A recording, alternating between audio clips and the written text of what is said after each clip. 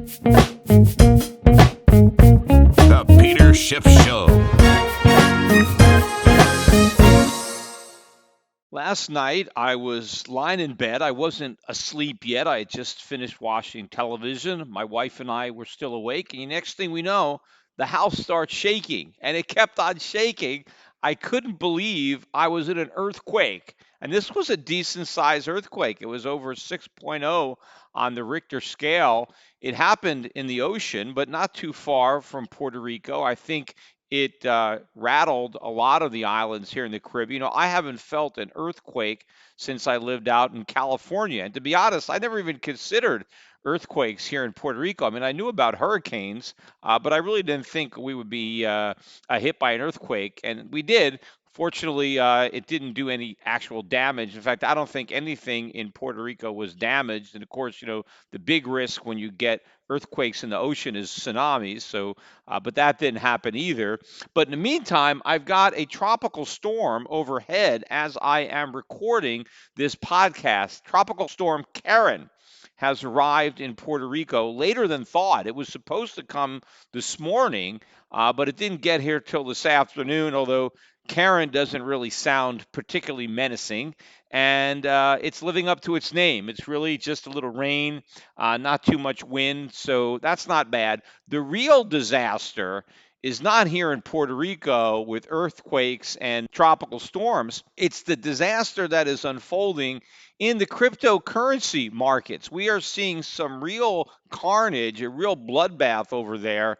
I think this is just getting started because we've finally really broken down on the Bitcoin chart, although the big declines or biggest declines today are in the altcoins. I mean, Bitcoin is down about 13.5%. Right now, or 13%. I just refreshed the coin market cap page. Bitcoin down about 13%, although it's actually I think down a little bit more because I think the price that I'm seeing is actually lower than what's reflected on coin market cap. But this is about the high that Bitcoin has been probably in the last half hour. We're trading up around 8,500. We did get as low as 8,000. I think we maybe ticked below it briefly. That means that from the 14,000 almost high, we got to like 13,900. That's a better than 40% drop in the price of Bitcoin from that peak, which by any definition constitutes a bear market. So I don't know why all the crypto fanatics are so enthusiastic right now. We are in a bear market. But what I've been pointing out that's been more significant has been the technical pattern that Bitcoin has been carving out these last few months, a descending triangle. I've mentioned this before, but this is typically a bearish pattern. Now, I know a lot of the newbie chartists out there in the crypto world were looking at this chart and thinking it was some kind of bull flag. And I can understand how somebody who doesn't know that much about technical analysis may have mistaken it for a bull flag, but it really was a descending triangle. And you typically resolve those with a break to the downside. And now that's exactly what's happened. We have clearly broken the support line. If you look at a chart of Bitcoin, you'll see this descending triangle where you pretty much have a flat line on the bottom, maybe slightly ascending, and then you have a very big descending line forming the triangle, and it was compressing, right? The resistance was lower and lower and lower, so the rallies kept failing at lower and lower price points, but you had this line of support, and once that support gave way, then it was like a dam breaking, and that's where you saw today. As soon as Bitcoin kind of broke below maybe 9,200 or so, which was really kind of the trend line in that triangle, we made a beeline for 8,000, and we went down there pretty quickly. So that's a big drop. We're now again backing and filling a little bit with a bounce back up to around 8,500 as I'm recording this in Bitcoin. But the bigger drop again is in the altcoins. Ether down 19%, Ripple 14%. That thing got ripped. Look at Bitcoin Cash down 25%. Litecoin getting a lot lighter, down 18% on the day. I think Litecoin got beat up a lot yesterday too. So I think it's a 1-2 punch for Litecoin. Beyonce coin down 17%. EOS down 28.5%. EOS 28.46%. That is a big move in one day. But of course, look at Bitcoin SV. That's down 35% today. 35%. Stellar, not so stellar, down 14%. Monero down 15%. Cardano down 21%. Tron, that's down 22%. Look at all these things. Dash is down 19%. Tezos down 20%. Neo down 19%. I mean, I can go on and on and on. The list is endless here. In fact, now I'm looking at the top left-hand corner of Coin Market Cap. There are now 2,895 cryptocurrencies. I mean, we're almost at 3,000 of these things. The supply of cryptocurrencies continues to grow, and I believe the demand is going to shrink. But we had this rally over the last several days in the altcoins, right? While Bitcoin was just kind of trending sideways, stuck in that compressing, descending triangle, all of a sudden we had a big rise in these altcoins. And to me, that looked like a sucker rally because it wasn't being confirmed by Bitcoin, right? If the general wasn't following the troops, it didn't seem like it was a sustainable rise, just a sucker rally. And that's exactly what it was. And now the altcoins are resuming their decline. I think Bitcoin, as I'm recording this, is 69.1% market cap. We still haven't gotten, I don't think, much above 70. I know we did before we pulled back, but this is still close to the highs in Bitcoin dominance. And I do believe that in this decline, Bitcoin will continue to lose value more slowly than the other cryptocurrencies. But I think they're all going to lose value. And there is a lot of significance to this break because this new technical pattern, now that it has resolved itself to the downside, there is a lot of short-term risk in the price of Bitcoin. I mean, if you look at the chart, I'd say there's maybe a little bit of support here around 7,500. So maybe we can get a small bounce off of there. But really, if you look at the chart, the next support area is probably down at around 4,000. And that's probably where we're going, maybe a little less before we get any kind of big pop, because then, of course, you're going to have the Bitcoin fanatics, the Bitcoin bugs are going to come in and buy on the dip. And so we may have a dead cat bounce, but ultimately we're going to new lows. I think Bitcoin is going to take out the whatever it was, 3,300 was the low late last year, early this year. I think we're going to take out that level. But there's, of course, a lot of complacency out there in the Bitcoin community. Nobody seems to care. I mean, most people seem to be excited about the decline because, hey, it gives them the opportunity to buy more Bitcoins because, after all, they're still as convinced as ever that the price is going to a million. And so the lower it goes before then, the better, because that gives them an opportunity to stack more Satoshis. But we'll see how they feel when the price actually implodes to these levels.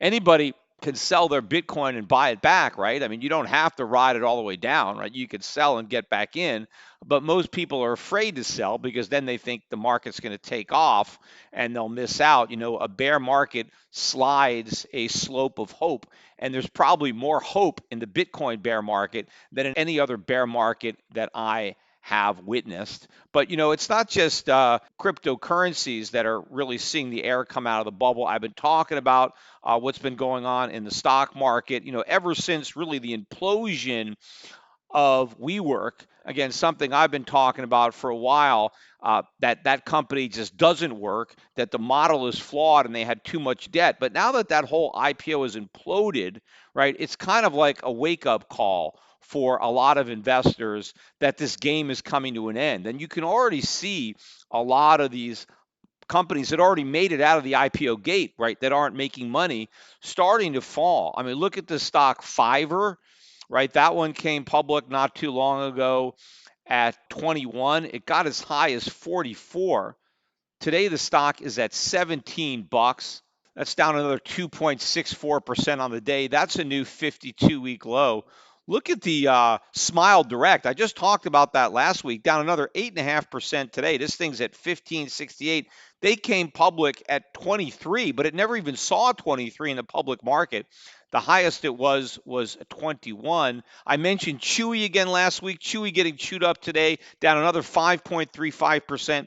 Still above its IPO price. It's at 26. The high, though, was 41, I think, the day of the IPO. It's at 26, but it IPO'd at 22. So still a few dollars profit for those who got in on the IPO. But again, if they don't get out relatively soon, those profits are going to disappear. But I think all of the froth seems to be coming out of the stock market, the crypto market. But this is just the beginning because there's a lot of froth in both markets that needs to come out. In fact, one of the catalysts today for the drop in the stock market and the Nasdaq particularly weak, down 1.5%. Russell 2000 also down 1.5%. The Dow not down nearly as much percentage wise, off about 140 points. Was a lot of the political drama that's playing out surrounding the potential impeachment of President Trump. Not that the Congress will be successful in impeaching him. I mean, the House may impeach him, but there's no way the Senate will convict him. The Senate is made up of Republicans, and President Trump is extremely popular within the Republican Party. So I can't imagine any Republican voting to impeach President Trump. But the whole saga, of Ukraine Gate, or I don't know, whatever they're calling it, but regarding the incident involving the Ukraine and whether or not Donald Trump has been using money that was appropriated and meant for the Ukraine as some kind of bribe in order to get the Ukraine to dig up some dirt on Joe Biden and his son, and whether the president is basically withholding this aid as a quid pro quo on getting some dirt on Biden. And obviously, too, I think that Trump would rather have the dirt on Biden come out before Biden gets the nomination, because my gut feeling is that Biden is the candidate that Trump least wants to run against because he's got the least chance of winning against Biden, because Biden is more of a mainstream candidate. And so it will be harder for Trump to scare voters into thinking that socialism is going to wreck the country, which it will. But I think that Biden is a much safer bet for the Democrats because you don't alienate anybody in the middle who may be too afraid that a real socialist candidate like a Warren or like a Sanders is too far to the left. You don't really run that risk with Biden. And so I certainly think that if Trump's going to derail Biden, he would rather do it now to make sure he doesn't get the nomination. Although I don't think Trump needs to do anything. It seems like Biden is kind of disintegrating all on his own. If you look at the polls, I mean, Elizabeth Warren is surging right now in the polls. And obviously, this might be a part of it because Warren ends up looking good because it's not just Trump that is embroiled in this scandal, but it's Biden as well, because Biden may have acted inappropriately to put pressure on the Ukraine regarding a company with which his son was affiliated. So Biden may have been using his political power as the vice president to get some unfair treatment for a company that his son was associated with. And now Trump, of course, trying to get the Ukrainians to dig that dirt back up to somehow use it against Biden, now blowing up in his face. So this whole thing, I guess, is weighing down on the markets. The markets are a little worried about this. But if you actually look at where the markets are not nearly worried enough about the prospects that Donald Trump is not going to get reelected, because the odds of him getting reelected, in my mind, are getting smaller and smaller. And this should be very scary for the stock market, given what the Democrats are promising to do. Everything is extremely negative for the U.S. stock market. Also, by the way, Bernie Sanders is upping the bid on the Elizabeth Warren wealth tax. He wants to start a tax of 1% with a net worth above 32 million. Remember, Warren is not starting her tax until you hit 50 million. Of course, that starts at 2%. but Sanders is at 1%. But he goes all the way up to 8%. The top wealth tax bracket is 8% on wealth over $10 billion. If you put an 8% wealth tax on wealth over $10 billion, pretty soon nobody will have any wealth over $10 billion. That really is a confiscatory level of taxation because, first of all, most wealth doesn't generate an 8% per year return. Certainly, if we go into the type of bear market that I believe we're going into. But again, these wealth taxes compound each and every year. It's not just 8% one year. You pay 8%, and then you pay 8%, then you pay 8%, then you pay 8%. So if you keep doing that, pretty soon you have nothing left, which is probably Sanders' goal. He wants to destroy private wealth because that's what socialism is all about. You don't believe that wealth should be owned privately. You believe in the collective ownership of wealth, of the means of production. You want to nationalize all the wealth, right? You want to get rid of private ownership of property because that's exploitation. Profits are bad, right? You're basically ripping off the workers. And so you want to concentrate all the wealth collectively through the state. And that's really what Bernie Sanders wants to do. And basically, when he announces a plan like that, that's basically the truth coming out. Now, obviously, Bernie Sanders has been losing a lot of steam relative to Elizabeth Warren.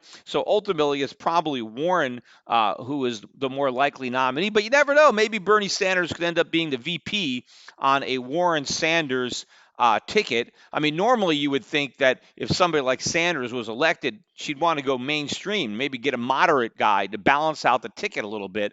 But in today's Democratic Party, I'm not sure if that would be something that she would do. It would just annoy, her real base, the socialists that comprise the majority now of the Democratic electorate. But all of this should be very, very scary for the stock market. It should be scary for the dollar. The dollar is still holding up despite the fact that we now have QE4. As much as nobody wants to admit it, it's here. And the dollar really hasn't fallen yet. People are still, living in a state of denial. Now, of course, they still believe the Fed, oh, this is just a short term thing, right? Oh, we're just doing some of these repos. It's a technical glitch. Look, they always make up excuses. What do you expect? They're never going to tell the truth. They stopped raising rates. They cut rates once. They cut them again. They're going all the way down to zero. They just don't want anybody to realize that they're doing that. So they're trying to pretend that the economy is improving, yet every time they're going to cut rates, this is the beginning. This is the tip of the iceberg on QE4. It's going to be a lot bigger than the first, QEs 1, 2, and 3 combined. But the markets still haven't let that sink in. But the gold market, is showing that people are starting to figure this out. Gold up about another $10 today. We're back above 1530. It seems like we have solid support now around the 1500 level, a little bit lower. So we continue to ratchet up the support levels. The resistance is 1550, but I don't think that resistance is going to hold up too much longer. I think the market's going higher. And again, this is a reflection on the underlying weakness in the dollar that the Forex markets are not yet exhibiting. But at some point, again, just like Bitcoin imploded today, we're going to go through some key level, and it's going to be a wake-up moment, and you're going to see a much bigger drop, or a drop, finally, in the value of the dollar, really across the board. Now, I got quite a few emails from podcast listeners who wanted me to comment on an op-ed that was written by Ken Fisher of Fisher Investments.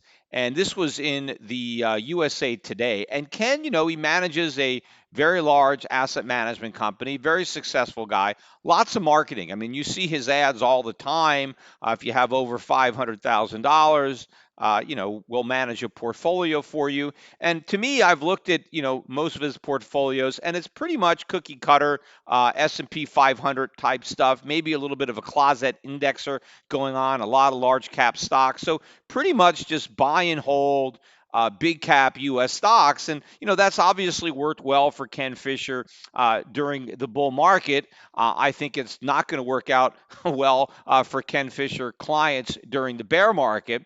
But this particular op-ed had to do with the national debt. And basically, Ken Fisher's goal was to basically diffuse any concerns that people might have about the skyrocketing national debt by saying there's nothing to worry about, right? He basically started out by saying the conventional wisdom that the debt is something to fear is wrong, right? That the people who are worried that the $23 trillion national debt is some type of ticking time bomb, well, they're wrong. Well, first of all, it's not the conventional wisdom. I think that Ken Fisher's view is the conventional wisdom, that the deficits don't matter, that there's nothing to worry about. I mean, that is the conventional wisdom. There's only a small group of people, right, that think it's a problem. Because if it was the conventional wisdom, it would already be a problem. It's because so many people don't appreciate how bad the problem is, like Ken Fisher, that the problem hasn't blown up. But he's also wrong about the fact that it's not a problem. It's a huge problem. And so I'm going to get into a couple of the points that Ken makes in his op ed, and you can read it if you haven't read it, as to why he thinks it's not a problem. First of all, he says, look, other countries have larger debts to GDP than we do, right? Japan or Italy. And so, hey, then, why should we worry? Well, first of all, look, these other countries have problems too. So just because other countries have problems that they're ignoring doesn't mean that we don't have to worry about our problem. But you take a country like Japan, and I've pointed this out many, many times. The Japanese economy is a lot different than ours in that a much larger percentage of the Japanese economy is comprised of manufacturing. And they're still a huge creditor nation with a lot of savings. We have a huge consumer GDP based on borrowing money to buy stuff, 70% services. That is a far less sustainable GDP, and it's far more vulnerable to an increase in interest rates than the Japanese economy, even though they have extremely low interest rates in Japan and the bond market could collapse if rates go up. I don't think that will inherently be as damaging to the Japanese GDP as what would happen to the U.S. economy if our interest rates skyrocketed and our credit markets collapsed. Also, I mean, people forget that Japanese are the largest creditor of the United States. We owe Japan, well, I don't know, 1.2, 1.3 trillion or whatever it is. They're sitting on U.S. Treasuries. So they don't owe us, we owe them. So that improves their solvency. Of course, if we end up defaulting or the dollar collapses, then those treasuries won't do them much good. But at least now on paper, Japan has this big asset that we don't. But the other thing that Fisher points out, where he says that we don't have to worry about the debt, is he says a significant percentage of the debt is owned by the U.S. government, right, or by the Federal Reserve. And so that debt doesn't count, right? It just cancels itself out because, if the government owes itself money, it has an asset and it has a liability, and so they cancel itself out. Now, that is true. But the problem is that if the liabilities are canceled out, then so are the assets. And then that means Ken Fisher has to admit that Social Security has no assets, that Medicare has no assets, because the bonds that he is so willing to cancel out, that's the money the U.S. government has promised to pay Social Security, right? Because the whole idea that Social Security is solvent until some future date is based on the fact that that trust fund has all these government bonds that the U.S. government owes, but that Ken Fisher says, hey, we could just cancel those out. So, you have to talk about the fact that there's no money for Social Security. But even though you have all of these IOUs that are owned by the government, even if you cancel that out, the debt owned by the public is still huge. And of course, the debt owned by the Federal Reserve is still a big problem because ultimately, the only way they can stop inflation is to shrink their balance sheet. And the way they do that is they have to sell those bonds into the market. And so you need to find a private buyer for those bonds. And if the Federal Reserve holds off on selling those bonds because there are no private buyers and it doesn't want to drive interest rates up, then it has no way to control inflation. And so inflation runs out of control. Another point, though, that Fisher doesn't even mention is the number of bonds that are held outside the U.S. by foreigners that represent a net drain on U.S. economy because we're paying the interest to foreigners. In Japan, almost all the Japanese government bonds are owned by the Japanese. So the money, at least the payments of interest, stay in Japan. But you have a lot of foreign creditors that own U.S. treasuries, and so those payments flow abroad. And that will be a particularly heavy burden on the economy when interest rates go up. Now, that is one thing that Ken Fisher does acknowledge could be a problem, but then he dismisses it because he doesn't see the risk. He acknowledges that the problem with the national debt, right, is not whether or not we can repay it, because we obviously can't, right? And nobody even talks about that, right? Everybody says we don't have to repay the national debt. Well, what if we do have to repay the national debt? Because we are borrowing the money, right? The concept is we never have to pay it back because we can always borrow more money, right? We can always borrow more money to pay off the retiring debt. Well, that's the definition of a Ponzi scheme, right? That's exactly what that is.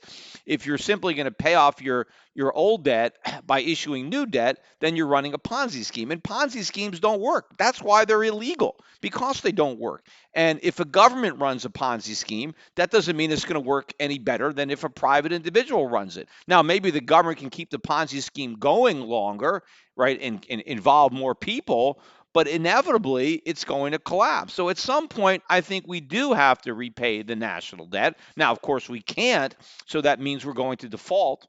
And the most likely way that we default is through inflation. But forgetting about that, if we just stick with Fisher's point that, look, we don't have to repay the debt. All we have to do is pay the interest on the debt. Okay. Now, he mentions that it's no problem to pay the interest on the debt because interest rates are really low. But the big point that he just downplays is, okay, what if interest rates go up? Right? They're low now, but if interest rates go up, we're screwed, because then we can't afford to pay the interest on the debt. And once people realize we can't afford to pay the interest on the debt, they don't want to lend us any more money. Then they want their money back. Then we have to repay the debt, which we can't do. But Fisher basically says that the only way it's a problem is if interest rates go up, and he doesn't see that happening. Well, what if it does happen? He doesn't see it. There's probably a lot of things he didn't see that happened that he didn't see. This could be another one. But he kind of says even if interest rates go up, he says that it only affects the new borrowing, which is still a lot. I mean, the government is borrowing $1.5 trillion a year, but he says, hey, the average maturity on the national debt is 6 years, so we don't have that much to worry about. Well, first of all, 6 years is not that long a time. But a lot of the national debt, probably a good third of the national debt, probably matures in the next year, which means if interest rates spike up, it's going to affect a huge percentage of that $23 trillion national debt. The net interest cost is going to skyrocket. And an important fact that Fisher overlooks is if you look at who owns the longer term bonds, that's a lot of the government trust funds, the Federal Reserve, right? It's the shorter term maturities that are most owned privately. So that is the debt. When interest rates go up, it's not the money the government pays itself, right? That's going to spike up as much. It's the money that we owe the Chinese and the Japanese and all the other private funds who didn't want to take the risk of buying 10, 30-year treasuries and who were buying T-bills, right, or shorter term notes. And so now they're going to expect their notes to roll over at a much, much higher rate of interest, but we simply don't have the ability to pay that without cranking up the printing presses, which has already started. That's what's happening right now. That's why we're doing all these repos, because the Fed is creating money to prevent rates from rising because the economy can't handle it. And that's what's going to happen with the national debt. And then another thing that Fisher downplays is he said, look, the debt isn't a problem unless Congress, the government, starts to spend like drunken sailors, which he acknowledges could happen. What do you mean it could happen? It already is happening. But look at what is looming on the horizon, right? Look at the Democratic nominees for president. If one of these guys wins, then they are going to spend money like drunken sailors. In fact, that's probably an insult to drunken sailors. They're going to spend money a lot faster, and it's not their money. At least drunken sailors are spending their own money. But if Ken Fisher is not even worried about the potential for the Democrats to control Congress and the White House and to crank these deficits into the stratosphere, and he's not even worried about the potential of a spike in interest rates, given the enormity of the debt that we have now.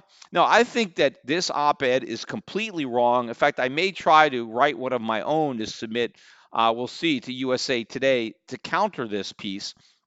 But, potentially, maybe Ken Fisher is some of his clients, maybe some of them are listening to my podcast and they're getting worried, and he's getting some questions about, hey, aren't isn't the debt a concern, and shouldn't we do something about it? Maybe we should change our strategy. And so he's basically trying to reassure, I think, his clients that there's nothing to worry about, right? That guys like Peter Schiff, that we don't know what we're talking about, and there's no need to base your investment strategy on a fear of the national debt. And of course, Fisher can point out that people like me have been warning about the problems in the national debt for years, in fact, decades. And look, the stock market has gone up, and so people who have ignored those warnings have made a lot more money than the people who have heeded them. Well, maybe that's the case today, but that's not going to be the case tomorrow. These warnings are ultimately going to prove very profitable to the people who heed them. And I think it's going to be very costly to people who follow Ken Fisher's advice and ignore these warnings at their own peril and end up going down with the ship. Now, I was reading the comments on my last podcast, and I I noticed a lot of comments rather from some people who were wondering what my solutions were to the college education problem. That I talked a lot about how government screwed it up, how government drove up the cost of college with their student loans and all that. But what is my solution? What would I do about the problem now? And I thought maybe my solution was a bit obvious, but maybe not. So maybe I should spend a little time in talking about what I think is a very simple solution to the college problem, right? The thing that we need to do is get the government out of the student loan business completely, right? We need to end all student loans, right? No more. You can't forgive the existing loans or have any kind of loan forgiveness program if you keep the loans on the books, right? Because that is a huge moral hazard. In fact, I call them out. The government has come up with over the years these modification programs for student loans, right? Where if your income is low, then you can apply for a repayment schedule where you don't have to pay the whole amount. The payment is limited to a small percentage of your income. And then if you make those small payments for maybe 10 years, I forget the time frame, or 20 years, then they call it even and they forgive whatever the unpaid balance is. Now, again, all of this stuff, right, sounds good. Oh, yes, let's modify the terms. I mean, you have a job that doesn't really pay a lot of money, but you have a lot of student debt, so let's enable you to have some of the loan forgiven. All that sounds good, except it makes the problem much, much worse. It's a huge moral hazard. And here's the way it works. So once students know that if they get a lower paying job and they work in public service or for a nonprofit, or they work in some job that's not very lucrative, if they know that if they have a lower paying job, they're not going to have to pay back most of their student loans. It's going to be modified where they only have to pay a small portion of that student loan. Well, then hell, that takes away any resistance to borrowing a lot of money. I mean, why do we want to encourage people to borrow a lot of money who are going to get jobs that don't have a lot of income? I mean, those are the very people that should be reluctant to borrow money. If you're thinking about going into an occupation that's not that lucrative, then you need to be careful about running up a big student debt. But if the student knows going in, I can borrow all the money I want and overpay by as much as I want for this degree because I don't really have to pay it all back, well, then why not borrow the money? I mean, if you know you're not going to pay it back, I mean, these kids they're acting as if they're like the U.S. government, right? They could borrow forever, never have to pay it back. And of course, the colleges, this is great for the colleges if they can entice students into overpaying for college based on a sales pitch of, hey, don't worry about how much money you borrow. You're not going to have to pay it back, right? You're going to be able to sign up for this modification program. And even though you borrow $100,000, you'll only have to pay back $30,000. So what difference does it make? Once you get above a certain percentage of what you expect your income to be, you're not going to have to pay it all back. So it's easier for the colleges to jack up tuitions even higher if the kids know that they're not going to have to repay all of the money they're borrowing. So if you're going to do anything to forgive the loans, and of course, if you have any kind of loan forgiveness program, the moral hazard there is everybody is going to take out a loan. Nobody's going to pay cash. You might as well take out a loan and just hope it gets forgiven, right? You're going to encourage a lot more people to take student loans if there's the prospect of more loan forgiveness in the future. So the first thing you have to do if you want to forgive some loans, and I basically think that we should forgive some student loans. But before we can do that, we need to make sure that no student loans are ever taken out again, at least not with a government guarantee or not by the government. So, number one, government ends student loans cold turkey. No more student loans, no more aid to colleges, nothing. Scholarships, they're all gone. Guaranteed loans, direct loans, nothing. Right? The government is not involved in it anymore. They're completely out. That's number one. Now, number two, then we can go, once we've done that and we no longer have a moral hazard, we can now allow student loans to potentially be discharged in bankruptcy or something like that, or some type of modification to help these kids that unfortunately made a lot of bad decisions when they were very young, encouraged to do so by older people who should have known better. And so we need to forgive some of these loans, but that also means that people are going to lose money. Lenders are going to lose money. Taxpayers are going to lose money. Oh, well, that's going to happen, right? That's the mistake. We're going to have to pay the price for the mistakes that we made. There's a lot of debt that needs to go bad. Student debt is just one of them, right? So we get the government out completely and we find a way to allow people who have too much debt to have some kind of modification so they have some chance of living a normal life and can get out from under the debt. Now, what happens going forward when kids can no longer borrow money to go to college? Well, this is a huge wake up call for the colleges and universities, right? Because if they don't slash their prices, they're going out of business because they're not going to have any students, right? So immediately, the colleges and universities are going to have to start cutting back on everything. They're going to have to take a meat hook to their business. They're going to have to get rid of all the unnecessary personnel. They're going to have to make significant cuts to their spending. And that's good, right? All of a sudden, they're going to be subject to market forces because now their potential customers are shopping with their own money. And so they're going to be very cost conscious. So now the colleges are going to have to drive down costs in competition with one another to get their customers. And, this is going to happen. And, this obviously, that means there's going to be a lot of layoffs in that sector. And, oh, so what? That's what has to happen in order to get colleges competitive again. Now, will as many people go to college under this system as are going to college now? Absolutely not, right? Because there will be people then who make a decision because they have to pay for college up front, right? And maybe they'll have to get a job in order to work their way through. But there will be a lot of people that will be forced to make a financial decision that they're not going to really benefit from college, that they really don't need a college degree, that maybe they're not cut out for academia. They didn't do that well in high school. And, there's some other areas that they could excel in and that they should pursue rather than higher education. See, right now, everybody just goes, what the hell? The government's providing the money, so I don't have to come out of pocket. And so everybody is going to college. But once people have to factor in the cost and it's more of a real cost benefit analysis, a lot fewer people are going to go to college. But then with a lot fewer people going to college, the people that actually go, well, the college degree will actually have some kind of value again because it'll be something that not everybody else has. But all of a sudden, when a lot of people stop going to college, a lot of jobs that don't require college degrees won't. I mean, right now, as long as everybody's going to college, sure, okay, yeah, let's make a college degree a requirement for these new jobs. But once a significant percentage of kids stop going to college, well, then the employers are going to look for another way to screen their applicants because most of the people who would be appropriate for these jobs are no longer going to college. Fine. So we'll find another way to screen applicants, and that's fine.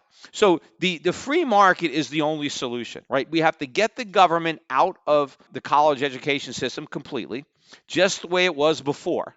And if we do that, then college will once again be an affordable pursuit for the people who actually can benefit from it. And the people who don't really benefit from college won't go. And they won't waste all these years and waste all this money. And it's not just the individuals that have suffered, the entire society. We have wasted all of these resources, basically warehousing kids from 18 to 22, 23, 24, 25. They're wasting years that they could have been productive. They could have been producing and adding to the collective output of society, but instead they're just wasting resources and wasting time, basically learning nothing of any real value. Anything if they want to learn, I mean, people can learn on their own. They can read. You don't need to be in a university or a college to learn, right? These universities and colleges exist to serve themselves, not their students and not the nation. And so if we get the government out of this and allow market forces to come to bear, then we're going to have a much more efficient utilization of resources. Our education dollars will be spent in an efficient way, in a way that actually benefits society, and will free up all the resources that we've been squandering, right, on what amounts to phony educations. And now all those resources will be available to be used productively in the economy. Another thing I noticed too about in the comments of on my last video is a lot of people really liked that podcast and they thought it was one of my better podcasts. But I noticed a number of people pointing out one particular podcast that they thought was the best one I ever did, and that one was What It Means to Be an American. And I looked up that one, and that is podcast number 265. And I did that on July 6th, 2017. So just over 2 years ago. And I'm looking at the YouTube version of that podcast, and it only has 22,000 views. I'm not sure how many people listen to it on Schiff Radio or iTunes or one of the places that has my podcast, but there are only 22,000 views on YouTube. Now, when I do a podcast today and I put it on YouTube, I typically get 50,000, 60,000 views. So my audience has clearly doubled in size over the last couple of years, which is a good thing. But if this really is the best podcast I've done, and I don't know whether it is or whether it isn't, I think I've done quite a few really good ones, but this one seems to have gotten a lot of comments on my last podcast as being the best one. But if only, half of my current audience actually listened to that particular podcast, I would really encourage everybody who is listening to me now, who wasn't listening to me a couple years ago, to go back and listen to 265, podcast 265, What It Means to Be an American. You can either listen to it on Schiff Radio as one of the old podcasts, or you could listen to it on YouTube, right, and just search it, What It Means to Be an American. And have a listen, because if it's my best podcast, I want to make sure that a lot of people who have recently started listening to me go back and listen to that one. And of course, there's probably a lot of really good podcasts that I've done over the years. If you just started listening, they're all up there, so you can kind of go back and hear what I've been saying. Because the more you really listen to what I've been saying over the years, the more you're going to appreciate how much of the stuff that I've been saying is actually happening now, right? It's important to recognize that a lot of the things that are happening are things that I have been talking about and warning about years in advance, right? And we're only now starting to see a lot of this stuff happening, although there were other pieces of evidence that have been coming out over the past year or two that really validated what I had been saying going back 5 or 6 years on these podcasts, but particularly now, a lot more stuff is starting to happen that is really validating what I've been saying. And if I got this much of it right, the odds are that I've got the rest right. It's the people who are very surprised and making excuses regarding what's happening now. They're the ones that are wrong. I mean, they don't know it yet, but they are. And so I've been preparing people for an inevitable outcome that a lot of people have dismissed. A lot of people, like Ken Fisher, want to deny as possible. But we are staring this crisis in the face. Remember, we were on the precipice in 2008. That could have been a complete implosion, but for the actions of the Federal Reserve and Congress, which simply kicked the can down the road and delayed the problem and made it even worse. But remember, none of these experts saw that coming. And without the actions of the government, it would have been a complete implosion. But now it's going to be an even more complete implosion, because now the next time the government will be incapable of performing the same trick again. So we were prepared before '08, but the government was able to bail out the people who were not prepared. Those people are not going to get so lucky the next time around. So you really have to make sure that you're prepared. And I think the more you listen to my old podcast, the more confidence you'll have in the strategy.